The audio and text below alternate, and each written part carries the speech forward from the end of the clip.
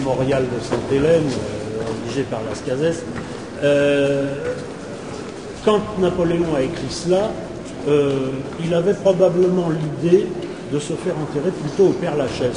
Le régime de la monarchie de Juillet s'étant effondré en 1848, c'est le nouvel empereur Napoléon III, petit-neveu de Napoléon, qui va prendre le relais, et tout ça sera terminé donc sous le Second Empire en 1860.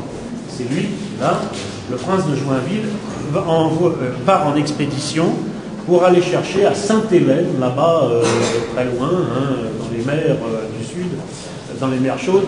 Il envoie une expédition dans laquelle se trouve d'ailleurs le général Bertrand, qui est là et qui pleure. Il est en train de pleurer son empereur, et puis un certain nombre de dignitaires de cette monarchie de Juillet. On envoie naturellement un prêtre, et on va sortir, on va exhumer le corps de Napoléon de la tombe primitive de Sainte-Hélène. Et j'aime près du pont de Neuilly. Si vous avez la curiosité, lorsque vous êtes au pont de Neuilly, en direction de la Défense, et que vous descendez l'escalier du pont de Neuilly sur votre droite, vous verrez une plaque qui nous dit qu'à cet endroit-là débarqua le corps de l'empereur en 1840. Alors Visconti dessine la crypte, dessine le tombeau et va charger un certain nombre de sculpteurs en vogue à cette époque-là. Tout le monde m'entend? Tout le monde est là? Un certain nombre de sculpteurs en vogue à l'époque de la décoration statuaire. En porphyre de Finlande, on n'a pas trouvé, on voulait que le sarcophage extérieur soit rouge comme celui des empereurs romains. Donc on n'a pas trouvé en France la qualité de marbre qu'on voulait, il a fallu aller jusqu'en Carélie, aujourd'hui Finlande, pour trouver cet énorme morceau de porphyre rouge qu'on a fait revenir à grands frais de Finlande, et en dessous on a mis un support de marbre vert. On ne peut pas entièrement tourner autour, voilà. Bon, il se trouve qu'on prête à Michel des mœurs un peu. Donc je vous dis ça pour que vous n'ayez pas de retard.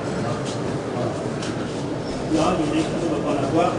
Franchement,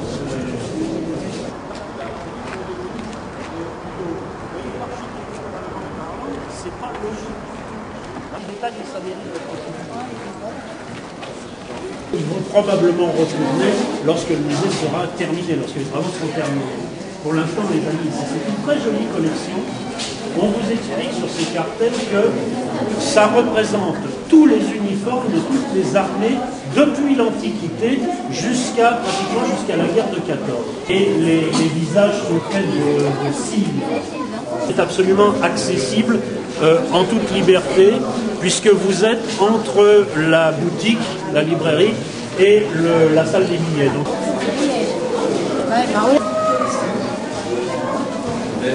là où était son geôlier à Sainte-Hélène, à Longwood, qui lui a mené la vie très dure, lui voulait insister pour qu'il y ait écrit simplement que Général Bonaparte. C'est la pierre tombale. Oui.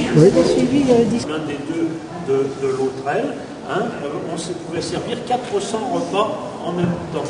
Donc 4 et 4, 8, 8 et 8, 16, 1600 soldats pouvaient. Alors il y avait plusieurs services, bien entendu. Et puis alors au milieu, la table des buveurs d'eau, comme je vous disais tout à l'heure, ceux qui étaient punis et qui allaient tirer de l'eau directement, vous voyez là-bas, au robinet, là où à la fontaine, on a dû mettre des robinets dans des temps plus modernes, et qu'on a conservé ce côté réfectoire. Ça a remporté les lieux, et bien les nations soumises au moins s'inclinent devant le roi et qui lui tend les clés de la ville ou les traités de paix à signer.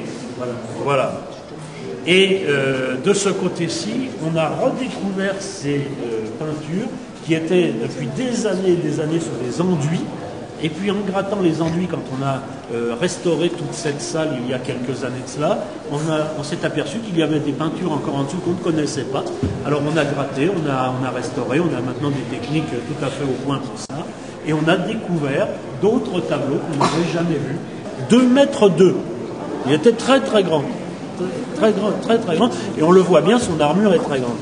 Son armure de parade française. Alors vous voyez, c'est un petit peu plus tard. Les deux parades. Oui, deux parades.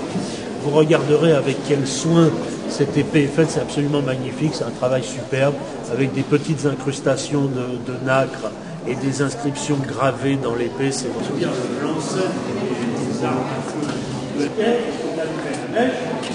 Et là, le coup par terre. Généralement, la cible de la avait déjà eu le temps d'aller assez loin. Horrible finalement, dans des appareils à tuer. Hein, des appareils à donner la mort. Alors là, on a donné toute la mesure de son imagination. Alors regardez également les plafonds de cette salle qui sont magnifiques. C'est ça, c'est magnifique.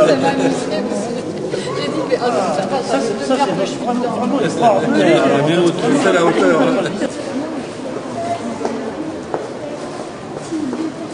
En route. Tout ce plan par là, nous sommes été remplacés petit à petit par les blindés, par les chars blindés, et c'est justement un certain capitaine de Gaulle qui a attiré toute l'attention de ses supérieurs au moment de la guerre de 14. Il n'était que capitaine à ce moment-là, en leur faisant valoir tout l'intérêt des blindés.